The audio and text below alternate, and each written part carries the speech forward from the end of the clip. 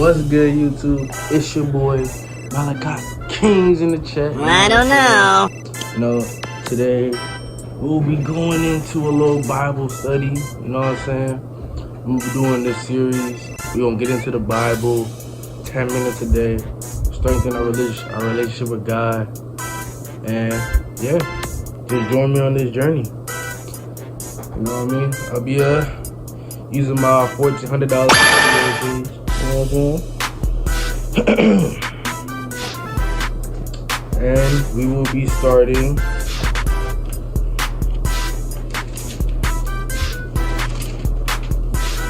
in the book of James. Alright guys, let's get it started. Greetings. 3, 2, 1. Greetings. 3, 2, 1. Alright. Greetings from James. This letter is from James, a slave of God and the Lord of Jesus Christ.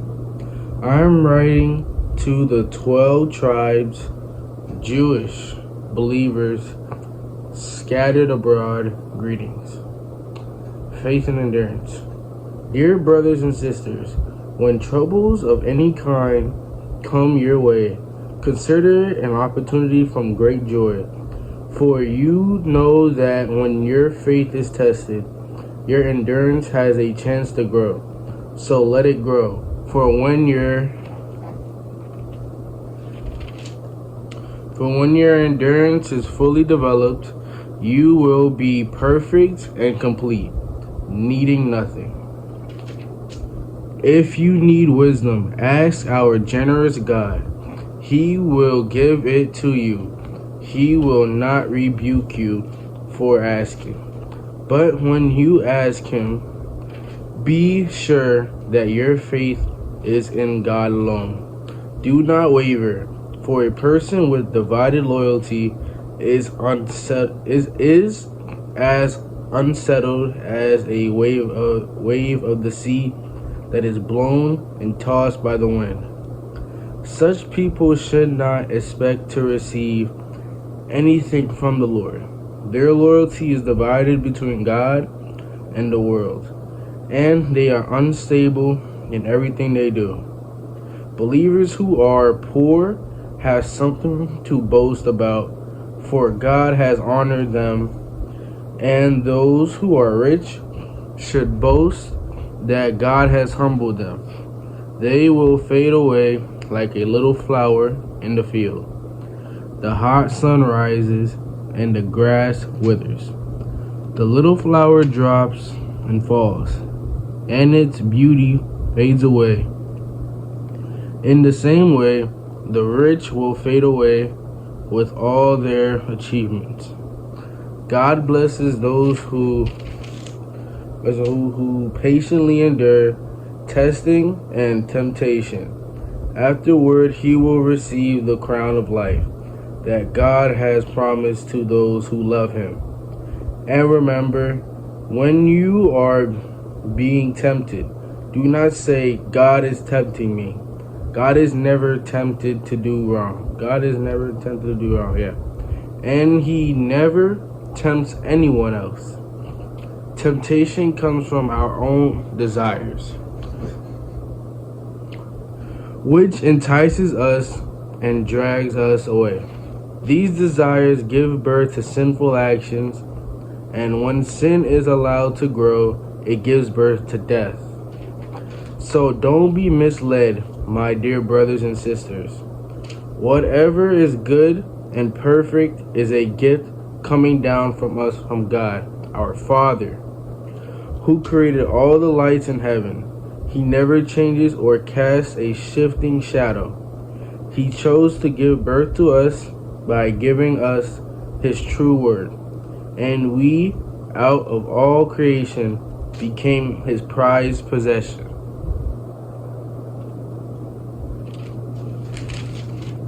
Listening and doing. Understand this, my dear brothers and sisters. You must all be quick to listen, slow to speak, slow to get angry, Human anger does not produce the righteousness God desires. So get rid of all the filth and evil in your lives, and humbly accept the word God has planted in your hearts, for it has the power to save your souls. But just don't listen to God's word. You must do what it says, otherwise you are not fooling yourself. For you listen to the word and don't obey it. It is like glancing at your face in a mirror. You see yourself walk away and forget what you look like. But if you look carefully into the perfect law that sets you free, and if you do what it says and don't forget what you heard, then God will bless you for doing it. If you claim to be righteous, but don't claim to be righteous, but don't control your tongue, you are fooling yourself, and your religion is worthless. Pure and genuine religion in the sight of God the Father means caring for orphans and widows in their distresses and refusing to let the world corrupt you. A warning against prejudice. My dear brothers and sisters, how can you claim to have faith in our glorious Lord Jesus Christ if you favor some people over others? For example, suppose someone comes into your meeting dressed in fancy clothes and expensive jewelry, and another comes in poor, dressed in dirty clothes. If you give special attention and a good seat to a rich person, but you say to the poor one, you can stand over there or else sit on the floor, well, doesn't this discrimination show that your judgments are guided by evil motives? Listen to me, dear brothers and sisters. Hasn't God chosen the poor in this world to be rich in faith? Aren't they the ones who will inherit the kingdom he promised to those who love him? But you dishonor the poor. Isn't it the rich who oppress you and drag you into court? Aren't they the ones who slander Jesus Christ, whose noble name you bear? Yes, indeed. It is good when you obey the royal law as found in the scriptures. Love your neighbor as yourself. But if you favor some people over others, you are committing a sin. You are guilty of breaking the law. For the people who keeps all of the laws except one is as guilty as a person who has broken all of God's laws. For the same, God who said you must not commit adultery also said you must not murder. So if you murder someone and do not commit adultery, you still have broken the law. So whatever you say or whatever you do, remember that God will judge by the law that sets you free. There will be no mercy for those who have not shown mercy to others. But if you have been merciful, God will be merciful when he judges you. Faith without good deeds is dead. What good is it, dear brothers and sisters, if you say you have faith but don't show it by your actions? Can that kind of faith save anyone? Suppose you see a brother or sister who has no food or clothing, and you say, goodbye and have a good day. Stay warm and eat well. But then you don't give that person any food or any clothing. What good does that do? So you see, faith by itself isn't enough. Unless it produces good deeds, it is dead and useless. Now someone may argue some people have faith, others have good deeds, but I say, how can you show me your faith if you don't have good deeds?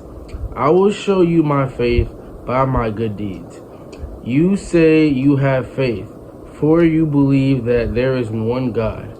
Good for you. Even the demons believe this, and they tremble in terror. How foolish! Can't you see that faith without good deeds is useless? Do you remember that our ancestors, Abraham, was shown to be right with God by his actions when he offered his son Isaac on the altar? You see, his faith and his actions were together. His actions made his faith complete. And so it happened just as the scriptures say, Abraham believed God, and God counted him as righteous because of his faith. He was even called the friend of God. So you see, we are shown to be right with God by what we do, not by faith alone. Rahab, the prostitute, is an other example. She was shown to be right with God by her actions. When she hid those messengers and sent them safely away by a different road, just as the body is dead without breath. So also faith is dead without good works. Okay? Controlling the tongue. Dear brothers and sisters, not many of you should become teachers in the church, for we who teach will be judged more strictly. Indeed, we all make many mistakes. For if we could control our tongues, we would be perfect, could also control ourselves in every other way. We can make a large horse go wherever we want by any means of a small bit in its mouth. And a small rudder makes a huge ship turn whenever the pilot chooses to go. Even though the winds are strong, in the same way the tongue is a small thing that makes grand speeches. But a tiny spark can set a great forest fire, and among all parts of the body. The tongue is flame of fire. It is a whole world of wickedness corrupting your entire body. It can set your whole life on fire, for it is set on fire by hell itself. Alright guys, that will conclude today's day 1 of strengthening my relationship with God. Alright, 10 minutes a day to start. Hope you guys can follow on this journey with me and continue to read along and strengthen your relationship with God as well. And I'm gonna take a moment just to talk with y'all. A lot of times when you read the Bible, regardless of whatever situation you're in, sometimes the words in there will jump out to you and speak to you. So it's like a lot of that, and like a couple pages of James alone, I resonate with a lot of them. You know, I feel like I have to do better, do stronger. I've been trying not to judge people, and I've been doing well on that, but I'm not really going out of my way to help people, you know, as it's saying. So I'm going to change that. I'm going to do better. Also, I just want to say, like, you know, just 10 minutes a day is enough, guys. Like, I mean, you're always going to keep wanting to grow stronger. Like, think of it like this. If you find it hard to make your relationship with God, to strengthen your relationship with God, it's just like how you would talk with your friends. You talk with your friends every day, tell them everything. Do the same thing with God. You don't have to look at the best prayer, all this and that. Just set time, you know, like I just did. Talk to him. Go to him with your problems. Go to him at your worst, your best, and so on and so forth. You know what I mean? Pray to him, talk to him, build a relationship with him. It's really relationship over religion. Alright? That's really the deal. That's the goal. Alright? What else do I want to say? All glory to the Most High, Jesus Christ. I just want to thank y'all for tuning in. I'll be doing this daily, and I got some more YouTube videos coming out. Stay tuned. All right. See you in the next one.